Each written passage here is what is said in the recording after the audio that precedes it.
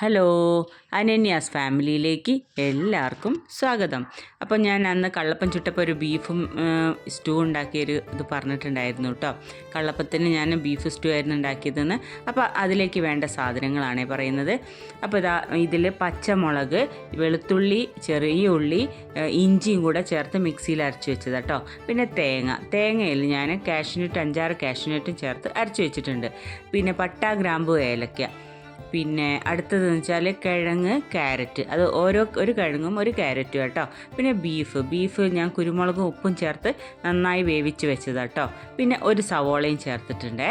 അപ്പം ഇനി നമുക്കിത് എങ്ങനെ ഉണ്ടാക്കണമെന്നൊന്ന് നോക്കാം കേട്ടോ. അപ്പോൾ ഒരു കുക്കർ അടുപ്പത്ത് വെച്ചിട്ടുണ്ട്. കുക്കറിൽ ഞാൻ വെളിച്ചെണ്ണ ഒഴിച്ചിട്ട് നമ്മൾ എടുത്തു വെച്ച പട്ട, ഗ്രാമ്പു, ഏലക്കയല്ലേ, അപ്പോൾ അത് ഇതിലേക്ക് ഇട്ട് കൊടുത്തു കേട്ടോ.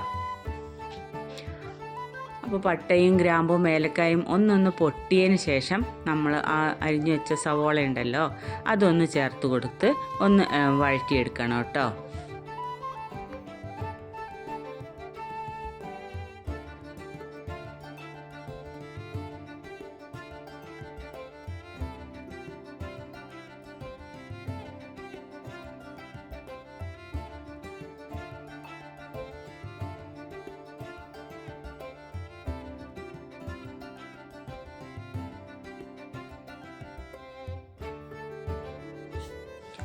ഇത് ഏകദേശം സവോള നന്നായിട്ടൊന്ന് ഒരു പകുതി വഴണ്ട് വന്നതിന് ശേഷം നമ്മുടെ എന്താ പറയുക, ക്യാരറ്റും കിഴങ്ങും ഇട്ട് കൊടുക്കണം കേട്ടോ. അത് ഇട്ട് കൊടുത്തിട്ട് നന്നായിട്ട് ഒന്ന് വഴറ്റിയെടുക്കണേ.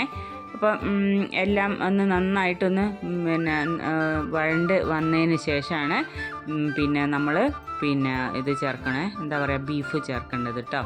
അപ്പോൾ ഇത് നല്ല ടേസ്റ്റ് ഉള്ളതാണേ. അപ്പം ഇതെല്ലാവരും ഒന്ന് ചെയ്ത് നോക്കുന്നുണ്ട് കേട്ടോ.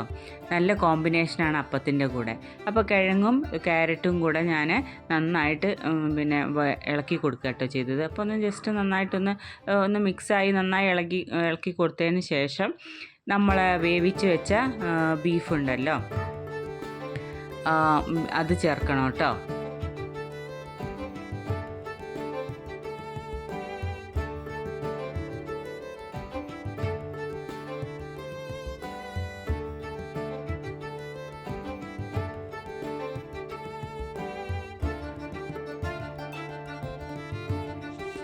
ബീഫ് നമ്മൾ ഓൾറെഡി ഒരു 5-6 വിസിലടുപ്പിച്ച ബീഫാണ് കേട്ടോ.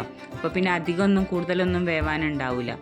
അപ്പോഴെന്നിട്ട് അത് ചേർത്ത് നന്നായിട്ട് ഒന്ന് ഇളക്കി കൊടുത്തിട്ട് ജസ്റ്റ് ഒന്ന് തള വരണം കേട്ടോ. എന്നിട്ടാണ് നമ്മൾ ഈ പച്ചമുളകും ഇഞ്ചിയും വെളുത്തുള്ളിയും കൂടി പേസ്റ്റാക്കി വെച്ചാൽ അതിൽ ഒരു 5-6 ചെറിയ ഉള്ളി ചേർത്തിട്ടുണ്ട്. അതും കൂടി ചേർത്തത് ഇതിലേക്ക് ഇട്ട് കൊടുക്കേണ്ടത് കേട്ടോ. അപ്പം അതും കൂടി ഇട്ട് കൊടുത്തിട്ട് പിന്നെയും നന്നായി ഇളക്കി കൊടുക്കണേ. അപ്പോൾ നന്നായി ഇളക്കി കൊടുത്തതിന് ശേഷം പിന്നെ നമ്മുടെ സവോളയൊക്കെ എടുത്ത് വെച്ചാലും ബീഫിൻ്റെയൊക്കെ വെച്ച് കുറച്ച് വെള്ളം ഉണ്ടാവുമല്ലോ, അതും കൂടെ ഇത് ചേർത്തതിന് കൊടുത്തേരെ ഇളക്കി ഇതിലേക്ക് ഒഴിച്ച് കൊടുക്കുന്നുണ്ട് കേട്ടോ. എന്നിട്ട് നന്നായിട്ടൊന്ന് ഇളക്കി കൊടുക്കണേ. വെള്ളം നിങ്ങൾക്ക് എത്ര ആവശ്യത്തിന് വേണ്ട വെള്ളമാണ് ചേർക്കേണ്ടത്.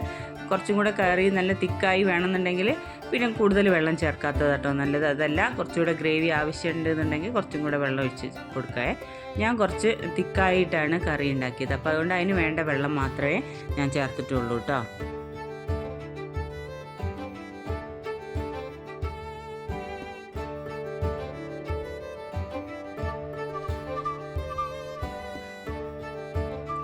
പിന്നെ ഞാൻ കുരുമുളക് പൊടി ചേർക്കുന്നുണ്ട് കേട്ടോ. നമ്മൾ ഇതിൽ മുളക് പൊടിയൊന്നും ചേർക്കില്ല.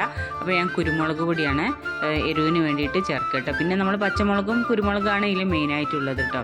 അപ്പോൾ കുരുമുളകൊക്കെ ചേർത്തിട്ട് നന്നായിട്ട് പിന്നെയും നമ്മളൊന്ന് ഇളക്കി കൊടുക്കും കേട്ടോ. ഇളക്കി കൊടുത്തിട്ട് അതിനിടയ്ക്ക് നമ്മളൊന്ന് ഉപ്പുണ്ടോയെന്നൊന്ന് നോക്കണേ. അപ്പം ഓൾറെഡി ബീഫ് ഉപ്പിട്ടിട്ടാണ് വേവിച്ച് വെച്ചത്. പിന്നെ നമ്മൾ വെള്ളം ചേർത്തിട്ട് കുറച്ച് ഉപ്പ് കുറവുണ്ടെങ്കിൽ പിന്നെ കുറച്ച് ഉപ്പ് ചേർക്കണം കേട്ടോ. അപ്പോൾ ഇതിൽ ഞാൻ ഇളക്കിയപ്പം എനിക്ക് ഉപ്പൊക്കെ കറക്റ്റ് ആയിരുന്നു, അതുകൊണ്ട് ഞാൻ പിന്നെ ഉപ്പൊന്നും ചേർത്തില്ല കേട്ടോ. എന്നിട്ട് കുക്കർ അടച്ചു വെക്കണേ. കുക്കർ അടച്ചു വെച്ചതിന് ശേഷം 2 വിസിൽ വരണം കേട്ടോ. അപ്പം കൂടുതൽ വിസിലടിപ്പിക്കാതെ 2 വിസിൽ മാത്രം മതി. അപ്പോൾ 2 വിസിലടിപ്പിച്ചതിന് ശേഷം അതാട്ടോ ഞാൻ വിരലുകൊണ്ട് ഇങ്ങനെ 2 കാണിക്കുക കേട്ടോ ചെയ്തത്. അപ്പം 2 വിസിലാണ് അടുപ്പിക്കുന്നത്. 2 വിസിലടുപ്പിച്ചതിന് ശേഷം അതിൻ്റെ ആവിയെല്ലാം പോയതിന് ശേഷം പിന്നെ ഒന്ന് തുറന്ന് നോക്കണം കേട്ടോ നമുക്ക്. എന്നിട്ട് തുറന്ന് നോക്കിയതിന് ശേഷം നമ്മൾ അരച്ച് വെച്ച തേങ്ങ ഉണ്ടല്ലോ, തേങ്ങയും കാഷ്യൂനട്ടും കൂടെ അരച്ച് വെച്ചത് കേട്ടോ. അപ്പോൾ സാധാരണ എല്ലാവരും സ്റ്റൂ ഒക്കെ ഉണ്ടാക്കുമ്പോൾ തേങ്ങാ പാലിലാണ് ഉണ്ടാക്കാറ്. രണ്ടാമത്തെ പാലിലും മൂന്നാമത്തെ പാലിലും ഒക്കെ ആട്ടോ അത് വേവിച്ചെടുക്കാറ്. പക്ഷേ എൻ്റെ അടുത്തുള്ള തേങ്ങയുടെ പരിമിതി കാരണം ഞാൻ തേങ്ങാപ്പാൽ 2-3 പ്രാവശ്യം എടുക്കാനുള്ള തേങ്ങാപ്പാലില്ല. അപ്പോൾ അതുകൊണ്ട് ഞാൻ തേങ്ങ അരച്ചതിൽ കാഷ്യൂ ചേർത്ത ആ തേങ്ങ അങ്ങനെ അങ്ങോട്ട് ചേർക്കുക കേട്ടോ ചെയ്തത്, അല്ലാതെ പാലിലല്ല ഞാൻ ഉണ്ടാക്കിയത്.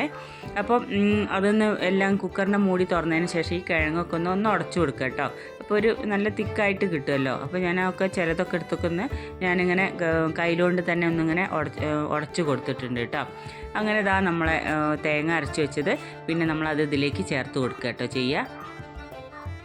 അപ്പം വെള്ളം ഓരോരുത്തരുടെ ഇഷ്ടത്തിനനുസരിച്ചാണ് ഗ്രേവി ചേർക്കുന്നത് കേട്ടോ. അപ്പോൾ എനിക്ക് തിക്കായതുകൊണ്ടാണ് ഞാൻ പറഞ്ഞ പോലെ തിക്കായിട്ടാണ് ഞാൻ ഉണ്ടാക്കുന്നത് കേട്ടോ. എന്നിട്ട് തേങ്ങ പിന്നെ എന്താ പറയുക നമ്മുടെ മിക്സീൻ്റെ ജാറിൽ കുറച്ചുകൂടി വെള്ളമൊക്കെ ഒഴിച്ചിട്ട് അതിലേക്ക് പിന്നെയും ഒന്ന് ഉണ്ടാവുമല്ലോ ചുഴറ്റിയിട്ടൊക്കെ ഒഴിക്കൂലേ, അങ്ങനെ ഞാനും ഒഴിച്ചിട്ടുണ്ട് കേട്ടോ. എന്നിട്ട് പിന്നെ ഒന്ന് തിളച്ചതിന് ശേഷം നമ്മുടെ ഗരം മസാല കുറച്ച് ഇട്ട് കൊടുക്കും കേട്ടോ.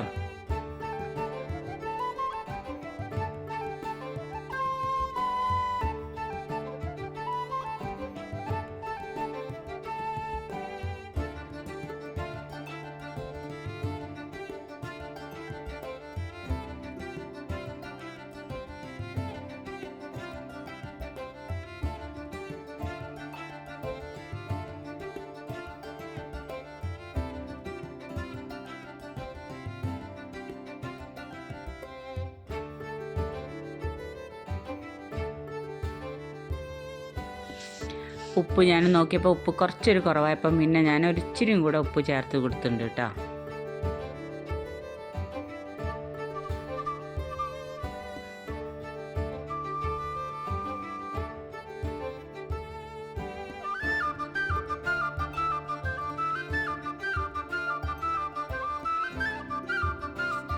അങ്ങനെ നമ്മളെ കറി തേങ്ങയൊക്കെ ചേർത്തതിന് ശേഷം ഒന്ന് തിളച്ച് വന്നു കേട്ടോ.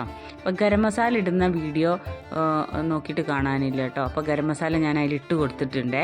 അപ്പോൾ പിന്നെ അതാ ചെറിയ ഉള്ളി വെളിച്ചെണ്ണയിലൊന്ന് മൂപ്പിച്ചെടുത്തിട്ട് ഒന്ന് താളിച്ചെടുക്കാമെന്നറിയില്ല. അപ്പോൾ എന്നിട്ട് അത് വെളിച്ചെണ്ണയിലാണ് ചെറിയ ഉള്ളി മൂപ്പിച്ചെടുക്കുന്നത്. എന്നിട്ട് നമുക്ക് കറിയിലേക്ക് ഒഴിച്ചു കൊടുക്കുക കേട്ടോ. എന്നിട്ട് പിന്നെ അത് ചപ്പാത്തിക്കായാലും ശരി പത്തിരിയുടെ കൂടെയൊക്കെ നല്ല ടേസ്റ്റ് കേട്ടോ, വെള്ളപ്പത്തിൻ്റെ കൂടെയൊക്കെ നല്ല ടേസ്റ്റ് കേട്ടോ. പിന്നെ പാത്രത്തിലേക്ക് ഒഴിച്ചിട്ട് പിന്നെ എന്താ പറയുക ഒന്ന് അടച്ചു വെക്കണം കേട്ടോ. 2 മിനിറ്റ് ഒന്ന് അടച്ചു വെക്കണേ. എന്നിട്ട് തുറന്ന് കറി ഉപയോഗിക്കുന്നതാണ് നന്നായിരിക്കുക കേട്ടോ. അപ്പോൾ അതാ ഇത്രയൊക്കെയുള്ളൂ ഈ ചെറിയ വീഡിയോ. അപ്പോൾ എല്ലാവർക്കും ഇഷ്ടപ്പെട്ട് കഴിഞ്ഞാൽ എല്ലാവരും ലൈക്കും കമൻറ്റും ഷെയറൊക്കെ തന്ന് സപ്പോർട്ട് ചെയ്യണേ. അപ്പോൾ താങ്ക് യു. അപ്പോൾ അതാ ഈ കറി നല്ല സൂപ്പർ കറി കേട്ടോ, നല്ല ടേസ്റ്റാണ്, ഞാൻ തന്നെ പറയാണ്, നല്ല ടേസ്റ്റാണ്. അപ്പത്തിൻ്റെ കൂടെയൊക്കെ നല്ല ടേസ്റ്റാണ് കേട്ടോ. അപ്പോൾ എല്ലാവരും ഒന്ന് ട്രൈ ചെയ്ത് നോക്കണേ. അപ്പോൾ താങ്ക് യു.